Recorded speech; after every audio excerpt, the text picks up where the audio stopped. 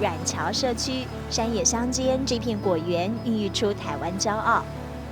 这个是客家特有的酸橘，这个酸橘是新竹县才有的，比较特殊的一个品种。她是阿金姐，道地的闽南人，嫁来客家村35年了。很漂亮，真的，而且它每一颗的大小都很均匀。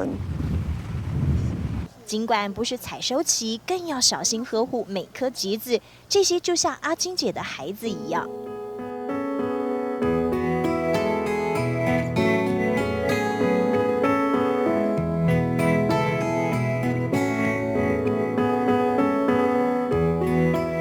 淳朴的竹东镇有让人惊艳的软实力，隐藏在1坪大的小厨房里。这一锅橘酱是客家传统酱汁，闽南姑娘克服语言障碍，向婆婆学习，成功征服亲友的味蕾。但其实考验还在后头。推销的时候呢，一开始其实我都很碰壁，碰了很多。那后来呢，有一个在我们新竹县有一个观光区。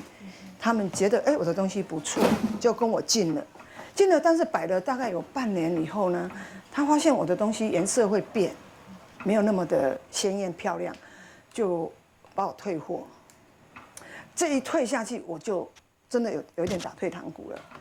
酱汁被嫌弃，对外销售又碰壁，阿金姐想打退堂鼓，还好有贵人相挺。58岁的家庭主妇，灰白头发下有个勇于创新的脑袋瓜。我们东西都已经用完了，来这一锅是不一样的哦。这一锅独创香橘汁，香气还远播到日本。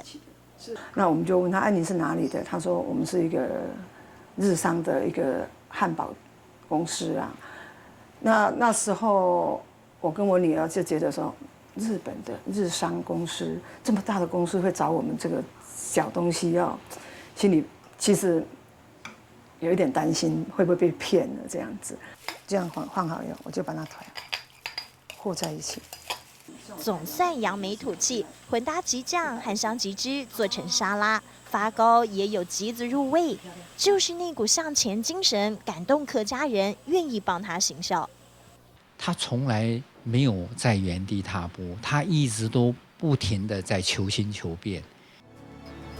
妈来本是，我用吉了嘴的，我用吉了嘴的。一口流利的客家话，两个文化顿时相互融合。这位闽南姑娘勤俭创新，让客家橘酱扬名海外。